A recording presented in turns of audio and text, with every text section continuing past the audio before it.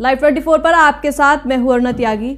रूस और Ukraine war के बाद अब दुनिया में एक और वॉर फ्रंट खुल गया है। इस वॉर फ्रंट के खुलने से थर्ड वर्ल्ड वॉर की आशंका जताई जा रही है। इजराइल और फिलिस्तीन के बीच छिड़ी इस जंग में अब तक हजारों लोगों की जान जा चुकी है। यह हमास का इजराइल पर अब तक का सबसे बड़ा हमला बताया जा रहा है। इस हमले के बाद इजराइल बहुत गुस्से में है। हमास के आतंकी हमले से गुस्साए इजराइल अब गाजा पर जमीनी हमला करने की तैयारी कर रहा है। इसके लिए इजराइल ने लाखों की सैनिक में गाजा पट्टी की सीमा पर तैनात कर दिए हैं। इजराइल के प्रधानमंत्री ने ऐलान किया है कि यह बहुत लंबा युद्ध होने जा रहा है। उधर ईरान और कतर ने इजराइल को चेतावनी दी है कि कुल मिलाकर इस तनाव के बीच पश्चिम एशिया में जंग के हालात बन गए हैं। लेकिन इस बीच एक बड़ा सवाल ये खड़ा हो गया है, आखिर ये गाजा पट्टी और हमास क्या है, जिसने दुनिया को तीसरे विश्व युद्ध के मुकाम पर लाकर खड़ा कर दिया है।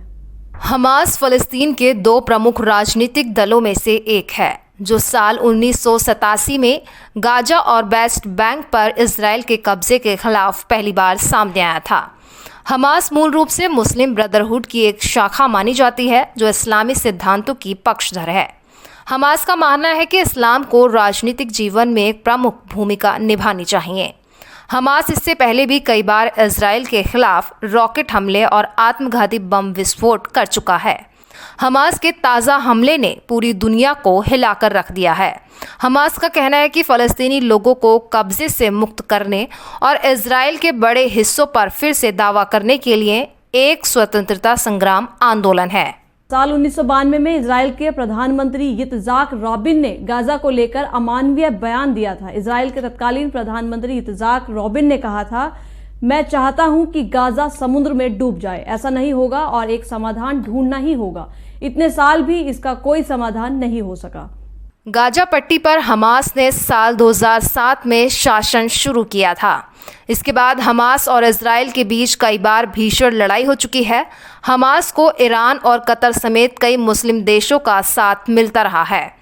हमास अब तक हजारों की तादाद में रॉकेट इजराइल पर दाग चुका है। इसके जवाब में इजराइल अब तक कई बार गाजा में विध्वंस मचा चुका है। इजराइल ने साल 2007 से ही गाजा पट्टी की चौतरफा नाकाबंदी कर रखी है। गाजा पट्टी भूमध्य सागर से सटकर इजराइल और मिस्र के बीच स्थित भूमि की एक संकीर्ण पट्टी है। गाजा पट्टी पर पहले ऑटोमन साम्राज्य और फिर ब्रिटिश साम्राज्य द्वारा कब्जा कर लिया गया। ये दो फलस्तीनी क्षेत्रों में से छोटा है, दूसरा इलाका पश्चिमी किनारा है। साल 1948 में इजराइल के निर्माण के बाद मिस्र ने लगभग 2 दशकों तक गाजा पट्टी पर नियंत्रण किया। 1967 के 6 दिवसीय युद्ध में अपने अरब पड़ोसियों के खिलाफ इजराइल की जीत के बाद उसने गाजा पट्टी और पश्चिमी किनारे पर नियंत्रण हासिल कर लिया। अगले 38 वर्षों के लिए इजराइल ने गाजा पट्टी को नियंत्रण किया। 21 यहूदी बस्तियों का निर्माण भी किया। साल 2005 में अंतर्राष्ट्रीय और घरेलू दबाव में इजराइल ने गाजा से लगभग 9000 इजरायली बाशिंदों और अपने सैन्य बलों को वहां से वापस बुला लिया। इससे गाजा पट्टी की फलस्तीनी प्राधिकरण द्वारा शासित किया जाना था, जो पश्चिम बैंक के कुछ हिस्सों को भी नियंत्रण करता है। फलस्तीनी गुट हमास का नेतृत्व वर्तमान समय में इस्माइल हानिया कर रहे हैं। हमास ने 2007 में गाजा में चुनाव जीतने के बाद वहां नियंत्रण कर लिया। इसके बाद से कोई चुनाव नहीं हुआ है। संयुक्त राष्ट्र और मानवाधिकार समूहों की अपील के बावजूद इजराइल ने 2007 से गाजा पर जमीन, हवा और समुद्री नाकाबंदी बनाए रखी है, जिसका फलस्तीनी विरोध कर रहे हैं। इजराइल का कहना है कि नाकाबंदी जो उसे गाजा की सीमाओं पर नियंत्रण देती है और मिस्र द्वारा भी लागू की जाती है। उसका कहना है कि इजरायली नागरिकों को हमास से बचाने के लिए ये नाकाबंदी आवश्यक है।